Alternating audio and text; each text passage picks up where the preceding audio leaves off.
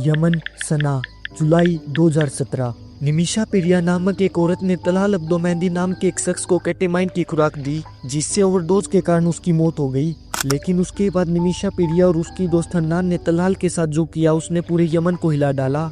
हन्नान ने तलाल के शरीर के टुकड़े करके पानी की टंकी में फेंक दिए और वो दोनों वहां से 380 किलोमीटर दूर एडन शहर में आ गई। लेकिन सवाल ये है, ऐसा क्या हुआ था जो निमिषा पेरिया और हन्नान ये सब करने पर मजबूर हो गई? इस केस की पूरी कहानी को जानने के लिए हमें निमिषा पेरिया की लाइफ में थोड़ा पीछे चलना पड़ेगा। सबसे पहले नमस्कार, आप सब लोग देख रहे हैं The Nimisha Pedia case with Nitesh Sanwan. वो कहते हैं ना, हर सपना एक उम्मीद के साथ शुरू होता है। निमिषा का सपना भी ऐसा ही था। निमिषा का जन्म सन 1988 में केरल के एक छोटे से गांव कोलिंगोडे में हुआ था। निमिषा का परिवार एक बेहद ही साधारण परिवार था जो आर्थिक रूप से बहुत ज्यादा कमजोर था। निमिषा ने स्कूल में बचपन से ही बहुत ज्यादा अच्छा प्रदर्शन किया। एक स्थानीय चर्च ने उसे आर्थिक रूप से मदद की, जिससे निमिषा को नर्सिंग के कोर्स को पूरा करने की अनुमति मिली। हालांकि निमिषा केरल में नर्स के रूप में काम करने में असमर्थ थी, क्योंकि निमिषा ने नर्सिंग की पढ़ाई शुरू करने से पहले अपनी स्कूल छोड़ने की परीक्षाएं पास नहीं की थी, जिसके कारण निमिषा ने सन 2008 में यमन जाकर नर्स के रूप में कार्य करने का फैसला किया। यमन में निमिषा को देश की राजधानी सना में एक सरकारी अस्पताल में काम मिल गया। निमिषा ने अपनी पूरी निष्ठा से अपना काम किया और वो हर महीने अपने घर पे खर्चे के लिए पैसे भेजती रही। सब कुछ ऐसे ही चलता रहा। भारत में निमिषा के माता पिता ने उसकी शादी के लिए एक लड़का ढूंढ रखा था, जिसका नाम थॉमस था, जो पैसे से एक ऑटो रिक्शा ड्राइवर था। निमिषा को उसकी शादी के लिए सन 2011 में भारत आना पड़ा। शादी के बाद निमिषा और उसका पति दोनों यमन चले गए। निमिषा के पति ने यमन में एक इलेक्ट्रीशियन के रूप में काम किया, जिसके बाद दिसंबर 2012 में निमिषा ने एक लड़की को जन्म दिया। जैसे जैसे वक्त बीतता गया उन दोनों के खर्चे भी ज्यादा होने लगे। उनके रहने के खर्चे, उसकी बेटी के कपड़ों के खर्चे और भी बहुत सारे खर्चे। थॉमस की तनख्वाह बहुत ज्यादा कम थी और आप लोगों को पता ही है कि विदेश के खर्चे कितने ज्यादा होते हैं। खर्चे ज्यादा होने की वजह से सन 2014 में थॉमस ने फैसला किया कि वो अपनी बेटी के साथ भारत लौट जाएगा। थॉमस के भारत लौटने के बाद निमिषा ने अपना एक क्लिनिक खोलने की सोची, लेकिन ये सब इतना आसान नहीं था जितना उसने सोची थी। निमिषा के सामने दो बहुत बड़ी प्रॉब्लम्स थी। पहली ये कि उसके पास क्लिनिक खोलने जितने पैसे नहीं थे। निमिषा ने क्लिनिक खोलने की बात अपने पति थॉमस को बताई, जिस पर थॉमस राजी हो गया। थॉमस ने भारत में 18 लाख रुपए का कर्ज लिया ताकि वो निमिषा का क्लिनिक खुलवा पाए। लेकिन निमिषा और उसके क्लिनिक के बीच एक और बड़ी प्रॉब्लम थी, जो थी यमन का कानून। यमन के कानून के अनुसार कोई भी विदेशी नागरिक अकेले यमन में खुद का बिजनेस स्टार्ट नहीं कर सकता। इसके लिए उसके साथ एक यमन के नागरिक का साझेदार होना जरूरी है। निमिषा एक ऐसे नागरिक को जानती थी जो यमन का था और उसके साथ क्लिनिक में साझेदारी कर सकता था। निमिषा उस इंसान के पास जाती है और उसे क्लिनिक में साझेदारी करने को बोलती है, जिस पर वो राजी हो जाता है। ये इंसान था तलाल अब्दो मेहंदी। तलाल, जिसकी यूनान में एक छोटी सी कपड़ों की दुकान थी। निमिषा और उसका पति तलाल को बहुत दिनों से जानते थे और इसके अलावा तलाल की पत्नी की डिलीवरी भी निमिषा ने ही की थी। उन दोनों ने साथ मिलकर क्लिनिक खोलने का काम चालू किया, जिसके कुछ दिनों बाद निमिषा के क्लिनिक खोलने की खबर अब्दुल लतीफ को लग गई। अब्दुल लतीफ, जिस हॉस्पिटल में निमिषा काम करती थी, वो उस हॉस्पिटल का मैनेजर था। शुरुआत में निमिषा और अब्दुल लतीफ की इस बात को लेकर बहुत ज्यादा बहस हुई कि निमिषा कैसे एक नया क्लिनिक खोल सकती है। लेकिन बाद में अब्दुल लतीफ ने निमिषा से उस क्लिनिक में 33% हिस्सेदारी की मांग की, जिस पर निमिषा मान गई और उसे अपने पति से पैसे लेने की जरूरत नहीं पड़ी। 2015 की शुरुआत में उनका 14 बेडों वाला क्लिनिक तैयार हो गया। इसका नाम उन्होंने अल अमन मेडिकल रखा, जिसका खर्च वो स्वयं उठाती थी। कुछ दिनों बाद ही उसके क्लिनिक को बहुत अच्छा रिस्पॉन्स मिलने लगा और बहुत सारे लोग अपनी बीमारियों के इलाज के लिए निमिषा के पास आने लगे, जिससे निमिषा की मोटी कमाई होने लगी। जिसके बाद निमिषा 2015 में अपनी बेटी से मिलने के लिए भारत आई, लेकिन इस बार वो अकेली नहीं आई थी। निमिषा के साथ तलाल भी आया था। तलाल के साथ निमिषा का परिवार जैसा संबंध था। निमिषा के पति ने तलाल को खुश करने में कोई कसर नहीं छोड़ी। वो तलाल को बाइक पर घुमाने ले जाता और अपने हाथों से उसकी थाली में खाना परोसता और उसे अपने घर के बारे में सब कुछ बताता। एक महीने के बाद निमिषा और तलाल दोनों यमन आ गए। जब निमिषा वापस तलाल के साथ यमन आई, तब उसे पता भी नहीं था उसकी जिंदगी में एक ऐसा मोड़ आने वाला था जो उसके सपनों को बुरे सपने में बदल देगा। निमिषा की असली कहानी अभी शुरू होने वाली थी। सन 2015 पूरे यूनान में सिविल वार ने कदम रख दिया, जिसके बाद भारत सरकार ने फैसला लिया कि वो यूनान से भारतीयों को वापस अपने देश ले आएंगे। जिसके बाद लगभग 4600 भारतीय वापस भारत लौट आए, लेकिन निमिषा ने वहीं पर रहने का फैसला किया क्योंकि उसका क्लिनिक अभी भी चलना शुरू हुआ था और उसके घर की आर्थिक स्थिति भी बहुत कमज़ोर थी और उसने इस क्लिनिक को चलाने के लिए बहुत सारा कर्ज ले रखा था। निमिषा को पता भी नहीं था कि उसका वहाँ रहने का फैसला उसे फांसी के फंदे तक ले जाएगा। दलाल ने धीरे धीरे अपने रंग दिखाने शुरू किए। उसने धोखे से क्लिनिक के शेयर होल्डर खरीद लिए, जिससे वो क्लिनिक का 33% शेयर होल्डर बन गया। इतना ही नहीं, उसने क्लिनिक की सारी गाड़ियाँ अपने नाम करा ली और क्लिनिक में अपनी मनमर्जी चलाने लगा। सभी को यह लगने लगा कि इस क्लिनिक की मालिक निमिषा नहीं बल्कि दलाल है। दलाल हर रोज क्लिनिक में नशे में आता और निमिषा के साथ मारपीट करता और शाम होने के बाद क्लिनिक के सारे पैसे ले जाता। बेचारी निमिषा जो अकेली पड़ गई थी, उसका वहाँ पर कोई नहीं था, वो अकेले ये सब दुख सहती गई।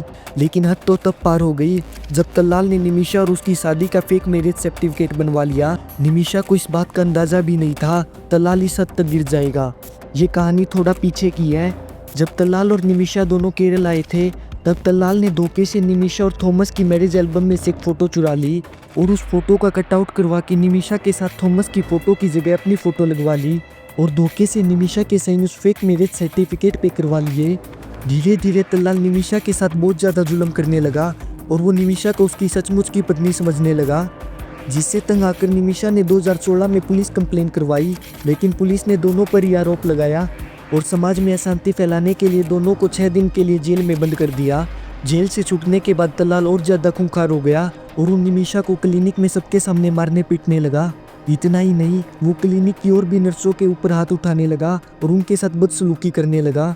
दलाल ने निमिषा के पासपोर्ट को छीन लिया और उसके सिम कार्ड को तोड़ दिया। निमिषा ने इसके बाद कई सिम कार्ड लिए अपने घर वालों से बात करने के लिए, लेकिन दलाल ने सारे सिम कार्ड तोड़ दिए।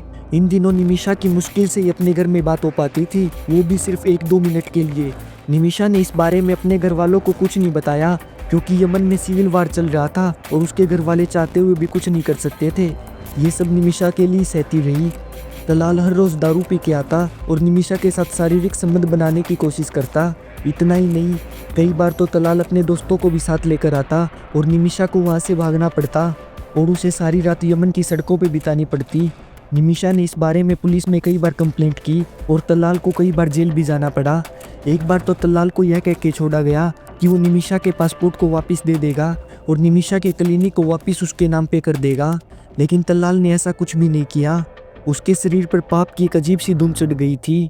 कुछ दिनों बाद एक पुलिस ऑफिसर ने निमिषा को सलाह दी कि वो दलाल को अपने घर बुलाए, उसे केटामाइन का डोज दे, जिससे वो ये सब बता देगा कि उसने पासपोर्ट कहाँ छुपा रखा है और वो बेहोश हो जाएगा। पहले दिन निमिषा ने ऐसा ही किया, लेकिन दलाल पर इसका कोई असर नहीं पड़ा।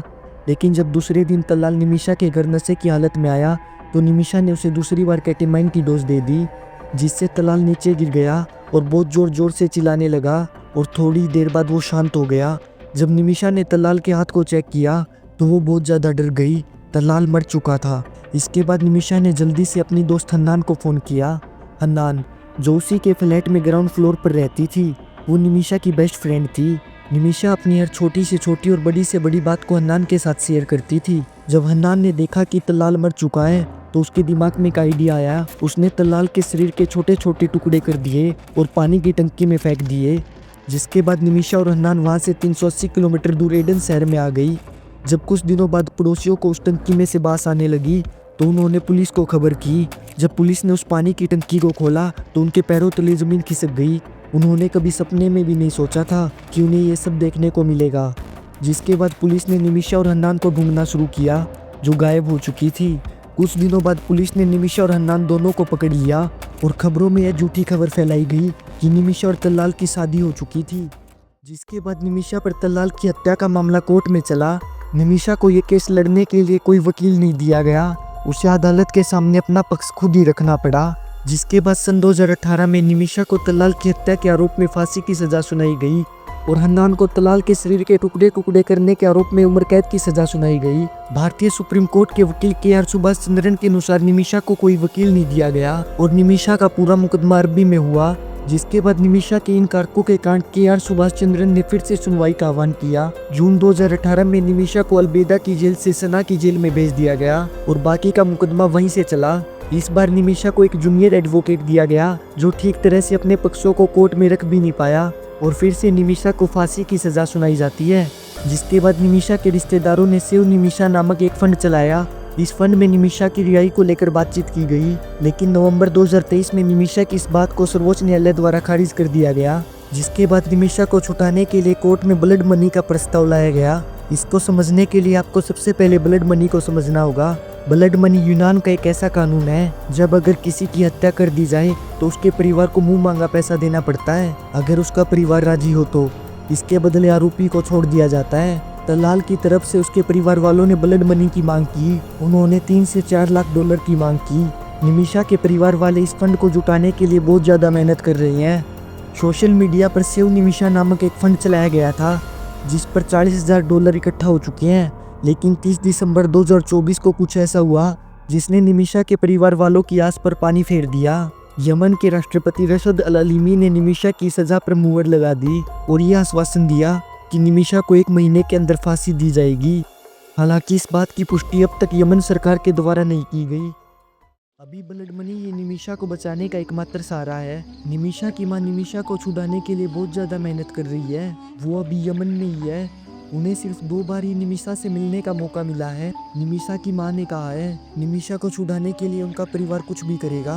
अगर आप भी निमिषा की मदद करना चाहते हैं तो सेव निमिषा काउंसिल में पैसा जमा करवाएं ताकि निमिषा केरल आ सके और अपनी बेटी से मिल सके जो कई सालों से केरल में अपनी मां का इंतजार कर रही है। आज की वीडियो में इतना ही। मिलते हैं अगली वीडियो में और भी धमाकेदार केस के साथ। और हाँ, चैनल को सब्सक्राइब और वीडियो को लाइक कर देना।